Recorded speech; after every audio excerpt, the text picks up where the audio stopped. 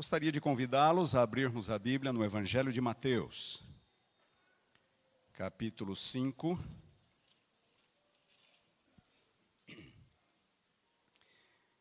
Evangelho de Mateus, capítulo 5, e acompanhamos a leitura dos versículos 17 a 20. Palavras de Jesus. Não penseis que vim revogar a lei ou os profetas. Não vim para revogar, vim para cumprir. Porque em verdade vos digo, até que o céu e a terra passem, nem um i ou um tio jamais passará da lei, até que tudo se cumpra. Aquele, pois, que violar um destes mandamentos, posto que dos menores, e assim ensinar aos homens, será considerado mínimo no reino dos céus.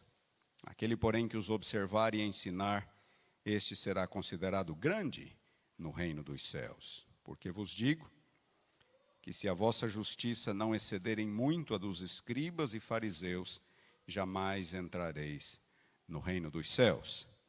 Uma outra passagem, na sequência, 2 Timóteo, segunda carta de Paulo a Timóteo,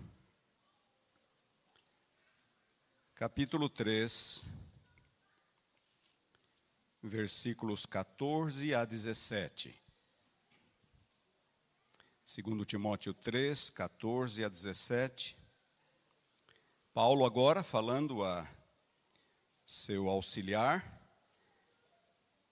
Tu, porém, permanece naquilo que aprendeste e de que foste inteirado, sabendo de quem o aprendeste. E que desde a infância sabes as sagradas letras que podem tornar-te sábio para a salvação pela fé em Cristo Jesus. Toda a Escritura é inspirada por Deus e útil para o ensino, para a repreensão, para a correção, para a educação na justiça, a fim de que o homem de Deus seja perfeito e perfeitamente habilitado para toda boa obra. Vamos orar? Nosso Deus, nosso Pai, neste momento, ao mais uma vez estudarmos a Tua Palavra, pedimos-te que nos ilumines com o poder do Espírito, para que possamos compreendê-la, para que possamos internalizá-la e praticar os ensinos dela em nossa vida. Em nome de Jesus, amém. Pouco mais de um ano atrás, dia 6 de maio de 2023, ocorreu a coroação de Charles III como rei da Inglaterra. A cerimônia, como sempre, ocorreu na abadia de Westminster. E, como parte da cerimônia, em determinado momento, foi-lhe dado uma Bíblia. Uma Bíblia especialmente encadernada para aquela ocasião. Uma Bíblia especial. E naquele momento foram ditas as seguintes palavras: Senhor, esse Senhor é Charles III, Sir, a fim de mantê-lo sempre consciente da lei e do Evangelho de Deus, como regra para a vida e o governo de um reino cristão, receba este livro, o mais valioso tesouro que este mundo pode oferecer. Aqui há sabedoria. Esta é a lei régia. Estes são os vivos oráculos de Deus. Depois de ditas estas palavras, a cerimônia da Bíblia, veio então o juramento, a unção e, por fim, a coroação de Charles III. Para uma nação já profundamente secularizada, tal apelo à autoridade da Bíblia soa, no mínimo, como curioso. Não passa de um protocolo, de pouco ou nenhum significado prático ou legítimo. Na Inglaterra, hoje, apenas 46% da população ainda são cristãos. Se considerarmos a idade entre 16 e 29 anos, apenas 22% são cristãos. Aqueles que dizem não ter qualquer religião, 70%. Em 2014, poucos anos atrás, Rowan Williams, que era o arcebispo de Canterbury, que é o chefe da igreja da Inglaterra, declarou que a Inglaterra havia se tornado um país pós-cristão. Pós-cristão. Mas isto não ocorre apenas com a Inglaterra. Um fenômeno verificado em todo o mundo ocidental. A Europa, berço do cristianismo ocidental, também não pode mais ser considerada como cristã. A primeira das nossas crenças fundamentais, todos nós que estamos familiarizados com nisto cremos, é exatamente sobre a Bíblia, e começa dizendo assim, esta é a declaração de fé. As Escrituras Sagradas, o Antigo e o Novo Testamento, são a palavra de Deus escrita, dada por inspiração divina. Os autores inspirados falaram e escreveram ao serem movidos pelo Espírito Santo. Nesta palavra, Deus transmitiu à humanidade o conhecimento necessário para a salvação. As Escrituras Sagradas são infalível, suprema e autoritativa, revelação da sua vontade. Constituem um padrão de caráter, a prova da experiência, o revelador definitivo de doutrinas e o registro fidedigno dos atos de Deus na história. Isto é o que diz a nossa crença. A pergunta é: quantos de nós, quantos de nossos membros, especialmente os mais jovens, ainda reconhecem a legitimidade desta declaração de fé? Quantos? A Bíblia, como nossa única regra de fé e prática, quantos ainda a reconhecem? Desde os séculos XVIII e XIX, com a ascensão do liberalismo teológico,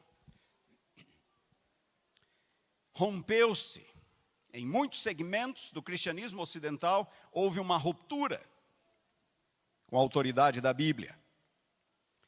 E essa autoridade foi transferida para o ser humano, para a razão humana. Só é verdade aquilo que eu posso entender ou explicar por meio da razão. A Bíblia passou a ser vista apenas como um livro antigo, escrito e produzido como qualquer outro livro antigo. Nada de revelação, nada de inspiração. Não é Deus quem fala, é o homem que fala. E até hoje, 3 séculos depois, continuamos às voltas com estas ideias. Este conceito, na verdade, está mais presente do que nunca. Nos dias de hoje, pós-modernismo rejeita a noção de que haja verdades absolutas. Verdades absolutas. E é por isso que muitos cristãos hoje em dia, ou talvez devêssemos dizer supostos cristãos, relativizam a palavra de Deus. Relativizam a importância e a autoridade da Escritura. Estamos às voltas aí com um novo grupo, uma nova ênfase, os chamados cristãos progressistas, defendendo a ideia de que partes da Bíblia não são inspiradas. Partes da Bíblia são mais autoritativas que outras, ou menos autoritativas. Eles defendem a ideia de que a Bíblia precisa ser expurgada purificada de tudo aquilo que é humano, de tudo aquilo que não condiz com a mentalidade moderna, com a cultura moderna. Eles dizem que na Bíblia existe uma visão primitiva da realidade, que a Bíblia é culturalmente condicionada, portanto, ela foi dada num contexto, numa cultura específica, e os ensinamentos devem ser considerados apenas à luz daquela cultura, não se aplicam para os dias de hoje. Eles também dizem que a Bíblia está repleta de contradições, que a Bíblia é contrária à ciência. Os jovens estão sendo particularmente bombardeados com essas ideias nas mídias sociais, todos os dias, toda hora. O assunto é muito amplo para o tempo que eu tenho, mas eu vou tentar resumi-lo em 3 partes. Primeira parte, o que Jesus cria a respeito da Escritura. Segunda parte, o que os apóstolos criam. E em terceiro lugar, o que nós devemos crer, ou deveríamos crer, com respeito à Escritura. Primeira parte, o que Jesus cria. A passagem de Mateus que lemos foi um ponto de partida. O Sermão da Montanha, Mateus capítulo 5. Ali nós encontramos uma declaração explícita de Jesus acerca de como ele compreendia as Escrituras Sagradas. Não penseis que vim destruir, não vim abolir, eu vim para cumprir. Ele reconhecia a autoridade da Bíblia. Elas são absolutamente confiáveis e autoritativos nos mínimos detalhes. Nem um i, nem um tio jamais passará da lei. E a autoridade das Escrituras permaneceriam, disse Jesus, enquanto os céus e a terra durassem. Devemos resistir a toda e qualquer tentativa de mudar o significado da Bíblia, diminuir a autoridade da Bíblia. E nós vamos fazer agora uma pequena viagem, um pequeno tour nos evangelhos, acompanhando a história do ministério de Jesus. Logo na sua tentação, Mateus capítulo 4, não precisam abrir a Bíblia, vocês conhecem. Está escrito como que Jesus usou a Bíblia para enfatizar a prioridade da Escritura sobre nossas preferências e conveniências pessoais. Está escrito, não só de pão viverá o homem, mas de toda a palavra que procede da boca de Deus. A segunda tentação, Jesus usa a Bíblia para enfatizar a forma correta de nosso relacionamento com Deus. Um relacionamento que deve ser baseado na fé e não na presunção humana. Também está escrito, não tentarás o Senhor teu Deus. Na terceira tentação, Jesus enfatiza que a lealdade absoluta a Deus exige lealdade não dividida, não compartilhada. Retira-te, Satanás, porque está escrito, ao Senhor teu Deus adorarás, e só a Ele darás culto. Não é difícil percebermos, nesse relato, o relato da tentação, em outros momentos do ministério de Jesus, que ele reconhecia a autoridade plena das Escrituras, de modo que quando tentado, ele não hesitava. Jesus não hesitava em recorrer à Bíblia, ele poderia usar sua própria autoridade, mas ele recorria à autoridade bíblica para se defender a si mesmo da tentação, para se proteger a si mesmo e manter íntegra a sua relação com o Pai. Em Lucas capítulo 4 encontramos o sermão inaugural de Jesus em Nazaré, a pequena vila em que ele havia sido criado.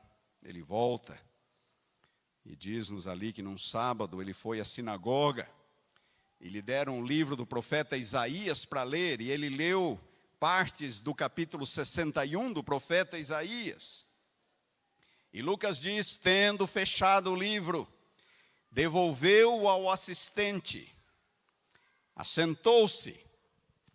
Na antiga sinagoga, a leitura bíblica era em pé e o sermão era sentado. Ele devolveu o livro ao assistente e assentou-se. E diz-nos o relato que todos tinham os olhos fitos nele. O que ele vai dizer sobre isso? O que ele vai dizer sobre esta passagem de Isaías? E Jesus diz, hoje se cumpriu a escritura que acabais de ouvir.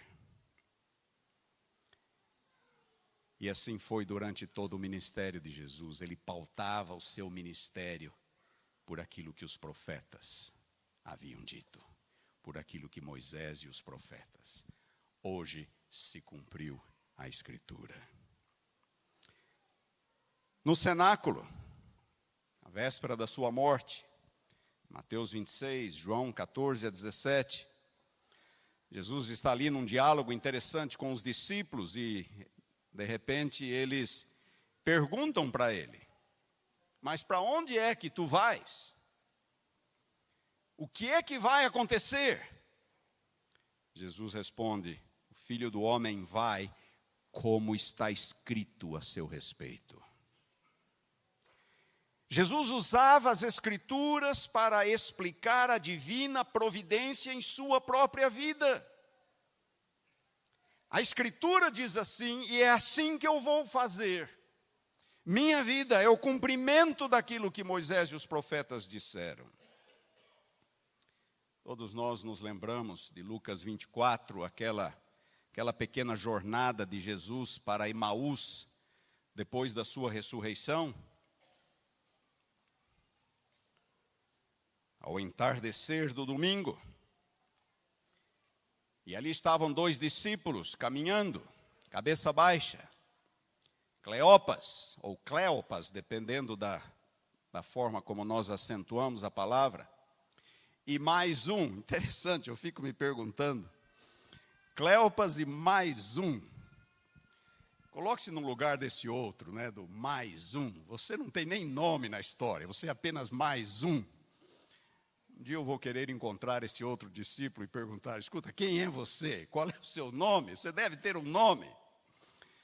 Mas é assim que Lucas registrou, Cleopas e mais um. Jesus os alcançou e Jesus começou aquele diálogo, por que vocês estão tristes, cabisbaixos? E nós conhecemos a história. Uma dura repreensão. Uma dura repreensão. Ó nécios e tardos de coração para crer. Vocês se lembram da palavra que vem ali em seguida? Para crer o quê? Tudo. Para crer tudo o que os profetas disseram. E Jesus explica, convinha que o Cristo morresse e entrasse na sua glória. E em seguida, como eu gostaria de estar ali naquele momento, começando por Moisés, discorrendo por todos os profetas, expunha-lhes o que a seu respeito constava em todas as Escrituras. Naquele momento, o que Jesus deve ter falado? Deve ter falado de Gênesis 3,15. Ele deve ter falado do cordeiro, do quase sacrifício de Isaque. Ele deve ter falado sobre o cordeiro pascual, a noite em que eles sacrificam aquele cordeiro, o povo de Israel. Jesus deve ter falado sobre a serpente de bronze. Jesus deve ter falado sobre o ritual levítico. Jesus deve ter falado sobre vários dos salmos. Deve ter falado sobre Isaías 53 e diversas outras passagens. Eu queria estar ali para aquele estudo bíblico dirigido por Jesus. É interessante que Jesus poderia ter dito, batido nos ombros deles, falando, ei, acordem, sou eu, olhem para mim, sou eu. Mas em vez disso, para onde ele foi? Começando por Moisés, e pelos profetas. Jesus retornou às Escrituras.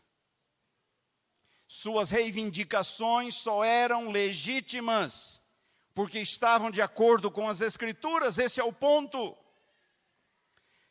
Era a fonte de autoridade de Cristo, do próprio Cristo. E ao mesmo tempo Jesus estava ali preparando os discípulos sobre como eles deveriam viver na sua ausência, depois da sua ascensão. Ao pregarem o Evangelho ao mundo, deveriam fazê-lo de conformidade com a palavra. A pergunta: como Jesus via as Escrituras? Jesus reconhecia a autoridade, a utilidade, a relevância, a atualidade das Escrituras. Por aí muita gente anda falando um tal princípio cristológico. O termo é complicado para alguns, mas a ideia é muito simples. Você não deve olhar para a Bíblia, você deve olhar para Jesus. Jesus é o seu filtro. Você lê as Escrituras por meio das lentes de Cristo. Então, aquilo que Jesus disse é válido, aquilo que Jesus não disse não é válido, não importa se foi dito por Moisés, por Isaías, por Jeremias, por Davi ou por quem quer que seja. Eu já falei muito sobre isso em outros contextos. É o princípio cristológico. Soa bonito, porque afinal de contas eu estou olhando para Jesus. Jesus é o meu filtro para poder entender as Escrituras. Mas os que assim argumentam, o fazem justamente para minimizar a importância da Escritura. E quando eu olho para o ministério de Cristo, eu vejo outra coisa. Eu vejo Jesus exaltando a autoridade das Escrituras. Eles usam o Jesus das Escrituras para jogá-lo contra as Escrituras. Não é incoerente isso? Afinal de contas, se Jesus estivesse vivo e eu pudesse chegar, se ele estivesse aqui conosco, vivo ele está, se ele estivesse aqui conosco, eu poderia chegar para ele: Senhor, me ajuda a entender esse ponto. E ele poderia simplesmente fechar a Bíblia e falar: eu vou explicar para vocês. Mas eu não tenho mais Jesus comigo aqui. O que é que eu tenho? A sua palavra. Eu tenho a sua palavra. O único Jesus que eu tenho é o Jesus das Escrituras. Como que eu vou agora ao Jesus das Escrituras para jogar esse Jesus contra a Escritura? Vocês estão me entendendo? A atitude é no mínimo incoerente. Como se o próprio Jesus tivesse minimizado a importância da Bíblia. Ele nunca o fez. Jesus reconheceu a autoridade da Bíblia, do começo ao fim. O que ele fez e falou demonstram com suficiente clareza o que ele pensava acerca das Escrituras.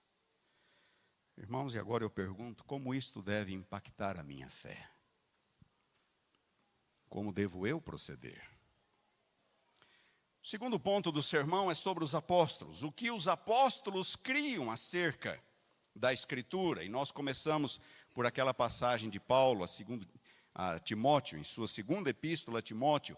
Toda a Escritura é o quê? Inspirada por Deus, divinamente inspirada. 2 Timóteo 3,16. Eu não creio que Timóteo tenha se surpreendido com isto. Quem era Timóteo? Quem era Timóteo? Timóteo era judeu. E Paulo mesmo, na mesma passagem, fala: tu, porém, permanece naquilo que aprendeste e que foste inteirado. Desde a tua meninice conheces o quê? As sagradas letras. Timóteo não se surpreendeu quando Paulo falou toda a Escritura divinamente inspirada. O quê? Não. Timóteo crescera aprendendo, ouvindo. Na sinagoga a palavra era lida. Estudando a Escritura. Paulo não estava dizendo nada de novo ao seu filho na fé.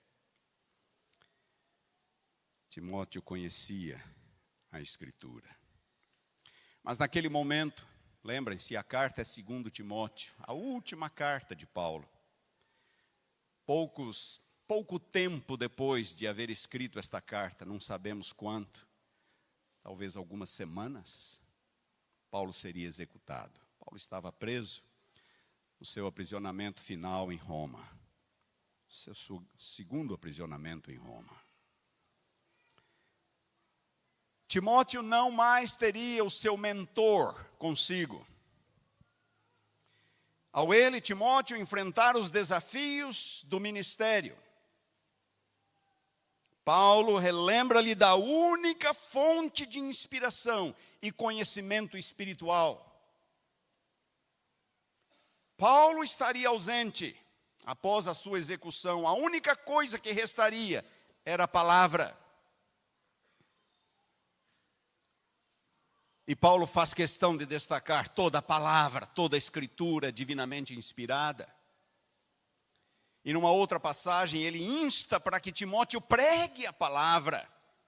Insta, quer seja oportuno, quer não, corrige, repreende, exorta, com toda longanimidade e doutrina. 2 Timóteo 4:2. Este era o segredo para que Timóteo cumprisse cabalmente o seu ministério, na ausência de Paulo, pregando a palavra.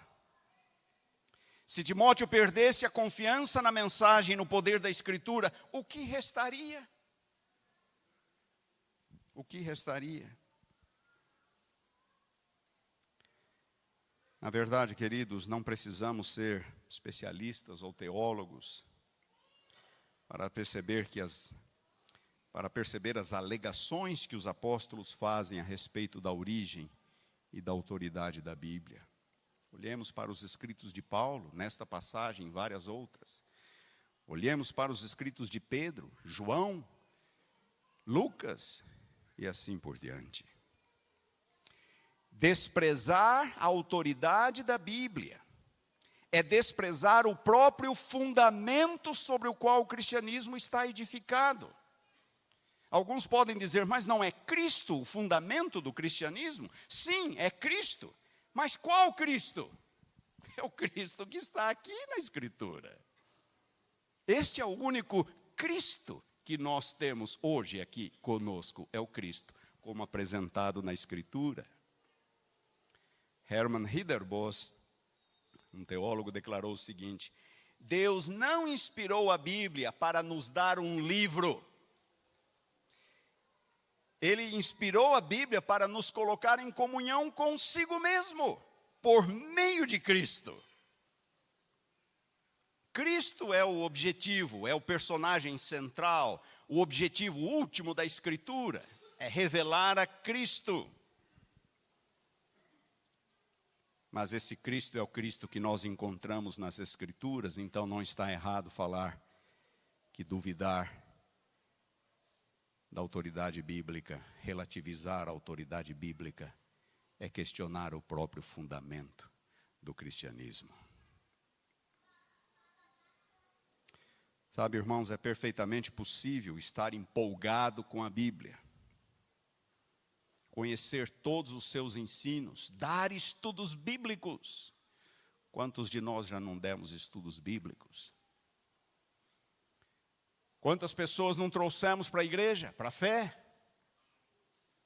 Quantos de nós não faz isso assiduamente? Sabem, é muito possível, ou é perfeitamente possível, estar empolgado com a Bíblia, falar da Bíblia, ensinar a Bíblia, conhecer tudo o que a Bíblia diz, mas perder a essência, que é Cristo. E o propósito da sua vinda ao mundo. O Evangelho é Cristo. O Evangelho não é motivacional para que você se ajude, para que você se sinta bem. O Evangelho não é terapêutico.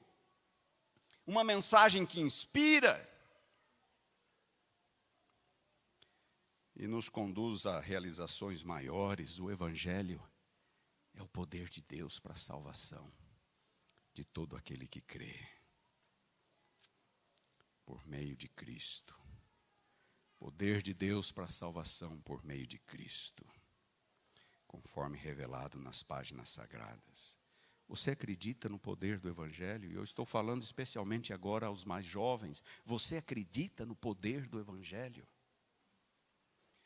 Você acredita que o Evangelho é revelado nas páginas das Escrituras Sagradas? Você acredita na prioridade das Escrituras para nos ensinar e nos trazer de volta para Deus?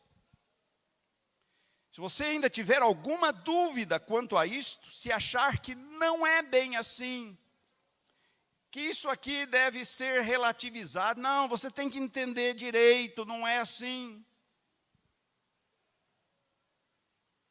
Então você está questionando o próprio fundamento do cristianismo. Você precisa rever sua fé, pedir perdão e começar a estudar as Escrituras por si mesmo. Esqueça o que essas pessoas querendo likes estão dizendo só para ter likes. Ore a Deus, dobre os seus joelhos, se debruce sobre a Bíblia e diga: Senhor, me ensina o que tu queres que eu conheça, que eu saiba, que eu aprenda, que eu pratique. Não há outro caminho. Paulo diz: a fé vem pelo ouvir, e o ouvir o quê? Palavra de Deus. A maioria das pessoas não podiam ler e escrever nos dias de Paulo. Elas apenas vinham às sinagogas, e nas sinagogas, como eu lhes falei, chegava o momento da leitura da palavra, alguém se levantava e lia. Então é nesse contexto que Paulo está falando: a fé vem pelo ouvir. Preste atenção quando a palavra é lida. É assim que a sua fé é desenvolvida. Não somos nós que escolhemos o que ler e o que ouvir. Prestem atenção, não somos nós que escolhemos o que ler e o que ouvir. Agostinho, no quinto século, declarou o seguinte: quando você seleciona o que crer e crê apenas naquilo que você gosta, você não crê na Bíblia, você crê em si mesmo. Quando você seleciona, não, eu gosto disso, não gosto disso, então você não está crendo na Bíblia, você está crendo em si mesmo. Você é o critério, você é o padrão. Também não somos nós que deveríamos dizer a Deus como Ele deveria ter dado sua palavra. A palavra é de Deus, não é nossa. É verdade que Deus deu sua palavra por meio de processos históricos. Deus pegou personagens reais em momentos específicos da história, em lugares específicos. Deus trabalhou por meio de processos históricos, um povo, uma época, uma cultura. Mas a Bíblia não se resume àquilo, a mensagem da Bíblia transcende aquele contexto, transcende aquele momento na vida do escritor ou na vida do povo de Deus, do povo de Israel. Por meio destas palavras, nós encontramos princípios divinos para nortearem a nossa existência, nossa fé. É por isso que a Bíblia é a palavra de Deus. Ela não apenas contém, ela é, porque tudo que está aqui com um propósito divino. Divino. Mas não há dificuldades na Bíblia? Sim, há uma série de dificuldades na Bíblia.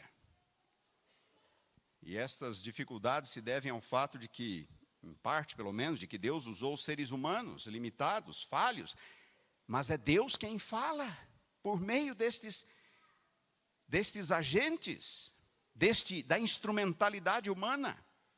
E é por isso que Paulo insiste a Timóteo para que ele permanecesse firme naquilo em que ele havia aprendido, naquilo que ele havia sido inteirado, porque toda a Escritura, diz Paulo, é inspirada por Deus. Ela é útil para o ensino, para a repreensão, para a correção, para a educação na justiça, para nos tornar perfeitos e perfeitamente habilitados para toda boa obra, diz Paulo. Pensemos um pouco em Timóteo. Era o ano 67 da nossa era. Paulo, como eu lhes disse, seria executado em breve. Vários dos apóstolos já haviam morrido. Timóteo estava ali, na divisa, na fronteira, entre a geração apostólica e a geração pós-apostólica. Ele representava uma transição. Primeira parte da vida dele, ele ainda estava com Paulo. Depois ele estaria sozinho. Dali em diante, Timóteo não teria mais o seu tutor, o seu pai na fé ao lado. Só havia uma forma de a igreja permanecer. Só havia uma forma de a igreja evitar a extinção na ausência dos apóstolos. E esta forma é por meio da palavra que os apóstolos deixaram por inspiração divina. O mesmo desafio se nos apresenta hoje, e ainda mais fortemente que nos dias dos apóstolos, nos dias de Timóteo. Jesus não está mais presente, os apóstolos não estão mais presentes. O que é que temos? Temos o legado deles, as Escrituras. E o meu terceiro e último ponto, portanto, o que nós deveríamos crer a respeito da Escritura. Alguns dizem, nós não estamos mais no primeiro século. A mentalidade mudou, o mundo mudou. Os problemas e os desafios humanos mudaram. A Bíblia não satisfaz mais plenamente. Temos uma nova realidade. Não faz muito, um pregador evangélico bastante popular nas mídias sociais aqui no Brasil, declarou que a Bíblia precisava ser atualizada. Alguns se lembram desse contexto. A Bíblia precisa ser atualizada. O ponto dele, na verdade, era o homossexualismo. Ele defendia o homossexualismo, como a Bíblia condena o homossexualismo, ele diz que a Bíblia precisa ser atualizada. Mas ele fez algo ainda mais sutil, o argumento dele foi ainda mais sutil. Ele usou a questão da escravidão. Ele diz, estão vendo, no Novo Testamento, o Novo Testamento endossa a escravidão. É esse o Novo Testamento que vocês vão seguir com relação à nossa ética sexual? Vocês entenderam a tática dele? Fragilizar o que a Bíblia diz acerca de sexualidades alternativas, ao alegar que a Bíblia defende a escravidão. Me mostrem um único texto em que a Bíblia defende ou endossa a escravidão. Assumir a escravidão numa realidade em que 1/3 da população do Império Romano era de escravos. 1/3. Assumir que esta era a realidade não significa endossar, não significa apoiar. Mas este não foi um exemplo isolado. Vivemos num mundo pós-cristão, como eu já lhes disse no princípio, que os fundamentos do cristianismo não são apenas colocados em dúvida, eles são rejeitados, são desprezados, são ridicularizados. Se você quiser ganhar likes no seu Instagram, ridicularize a Bíblia. Experimente falar, não, eu acredito que a Bíblia é a palavra de Deus. Veja quantos vão curtir o seu post.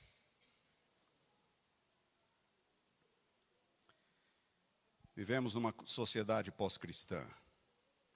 O cristianismo está em declínio.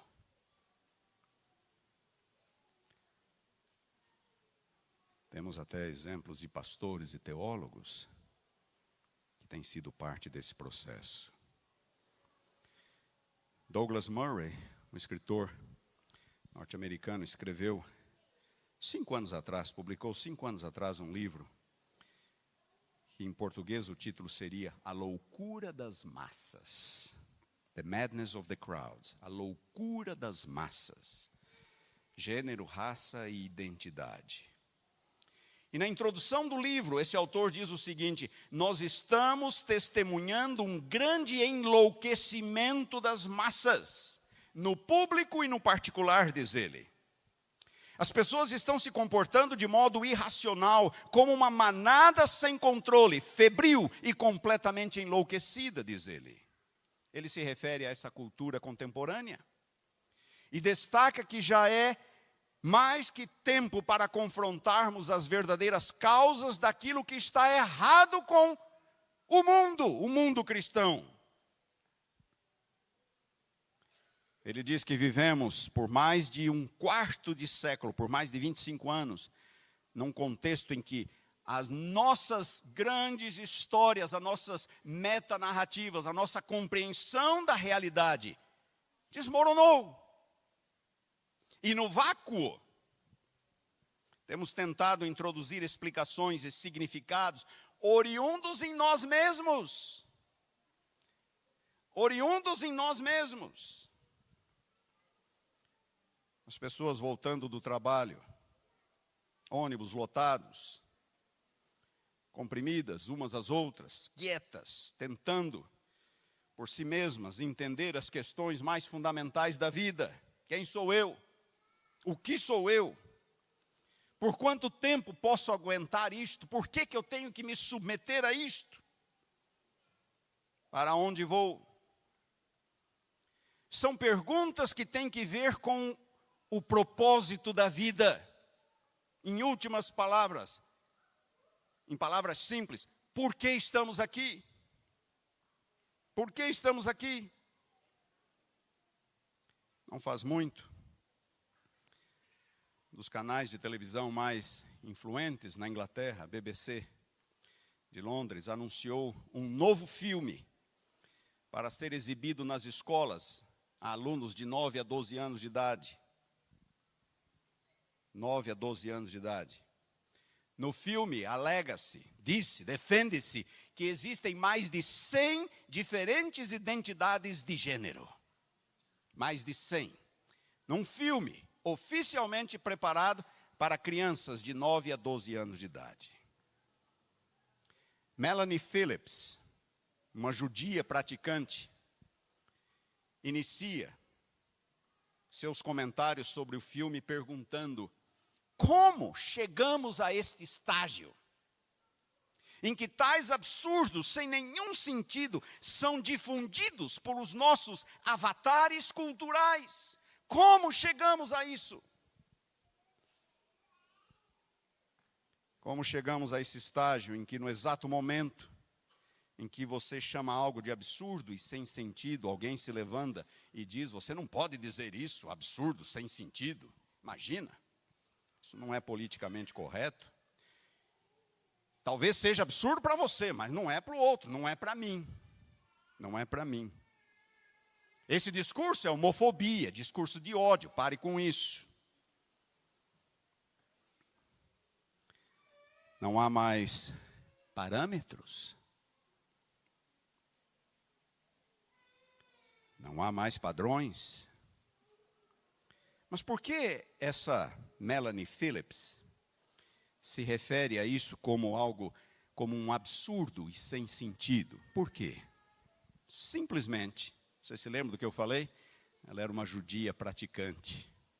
Simplesmente porque ela lê o Antigo Testamento.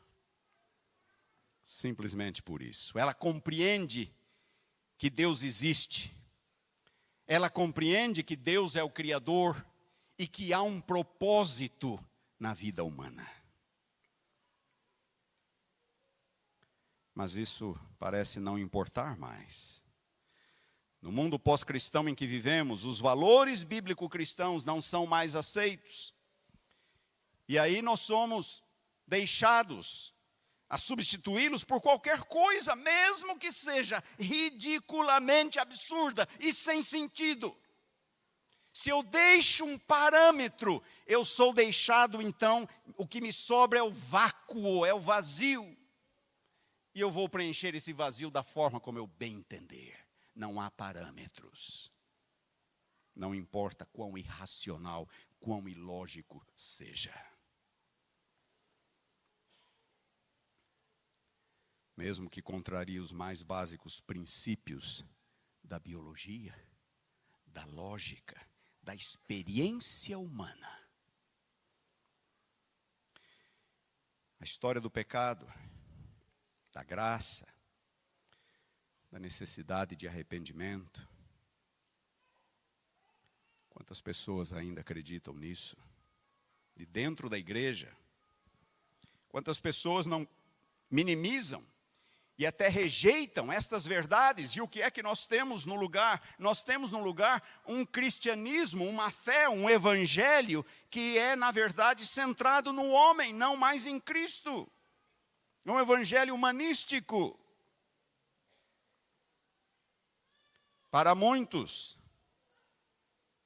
Jesus não passa de um grande mestre moral. E a seção mais importante da Bíblia é o Sermão da Montanha. Sim, o Sermão da Montanha é importante. Ocupa quase 3 capítulos, Mateus 5, 6 e 7. Mas vejam quantos capítulos Mateus dedica para a história da paixão de Cristo. Quantos capítulos Marcos dedica para a história da paixão de Cristo? João, metade do seu evangelho é a história da paixão de Cristo. Vamos para os apóstolos, vamos ver qual é o centro da mensagem apostólica. É Cristo e sua cruz. Contra o pano de fundo do pecado. Pecado. Uma vez ouvi de alguém, pecado é uma palavra rançosa hoje em dia. E olhem, quase 40 anos atrás, eu falava a um grupo de universitários adventistas, e eu falava sobre pecado. Uma jovem muito distinta se levantou e falou: eu não posso concordar com essa ideia de pecado, que nós nascemos em pecado, que nós temos uma natureza pecaminosa. O ser humano é produto do meio. Isso é o que dizem as ciências sociais. Quando rejeitamos a palavra, nós vamos preencher o espaço, o vazio, com qualquer coisa. E os avatares dessa cultura, cega e sem rumo, insistem em qualquer coisa. E multidões são arrastadas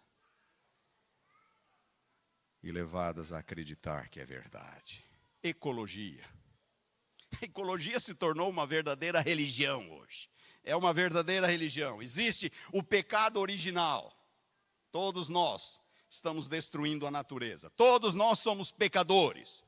Todos nós precisamos nos arrepender, mudar o nosso jeito de viver. A Virgem Maria do clima, aquela jovem ativista sueca, os missionários do clima estão por toda parte, pichando, bloqueando, criticando, acusando. É a religião do clima. São os missionários do clima.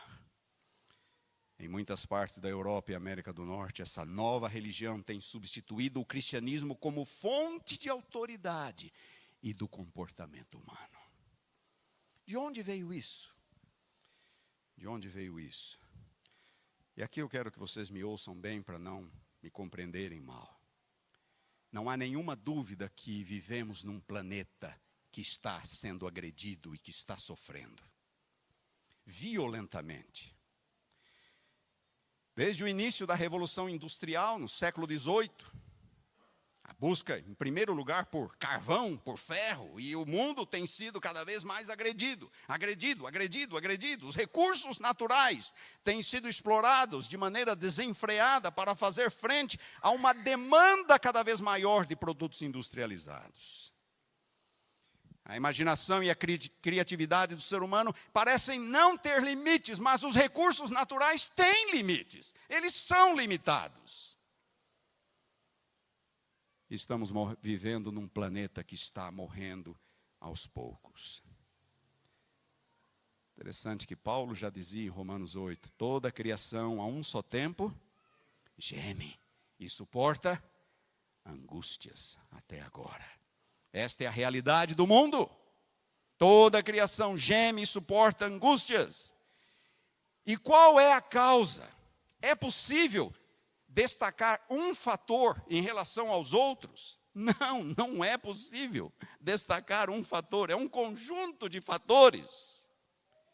Mas a sociedade de hoje vem sofrendo uma verdadeira lavagem cerebral, humanística, pós-moderna, em que a Bíblia, o cristianismo, não significa mais nada. Eu não quero aqui discutir estratégias sobre como alcançar os pós-modernos. A minha preocupação é com os de dentro, é com você. É comigo? É com as minhas filhas? O que é que está acontecendo? Como resolver o problema da igreja que está sendo afetada por isso? Que visão de fé estamos passando para os de dentro? Os líderes, pastores, líderes, anciãos. De que fontes temos bebido? Que conceitos temos alimentado? Me diga uma coisa, qual é a última coisa que você lê antes de ir para a cama? É a Bíblia ou são as postagens do seu Instagram? Qual é a primeira coisa que você lê quando você acorda? É a Bíblia? Ou você vai nas mídias sociais? Não há como não ser influenciado desta forma. Não há como.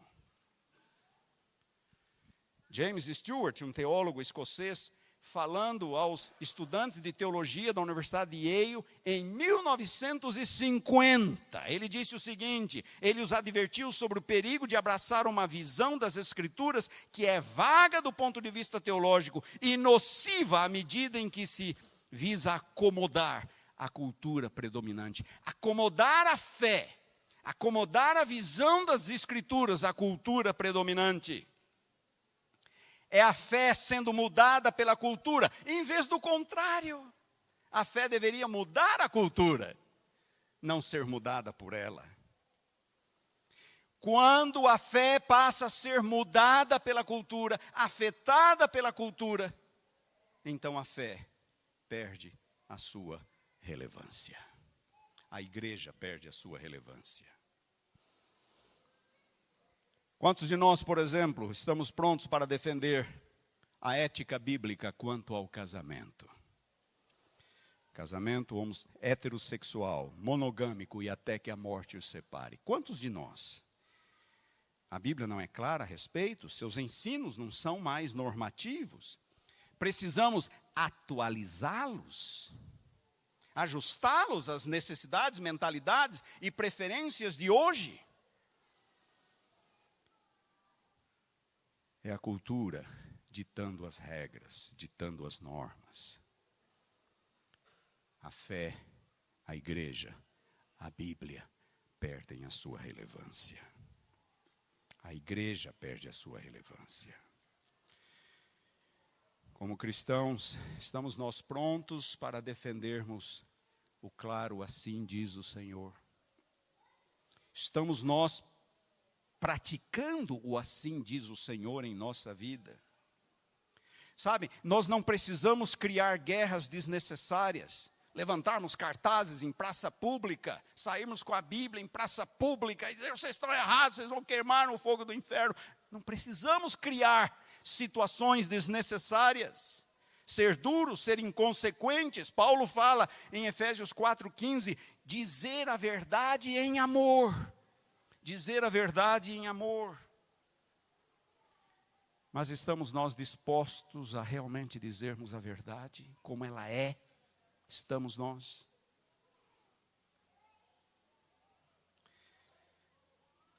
Tudo se reduz a um ponto: a autoridade e a prioridade das Escrituras.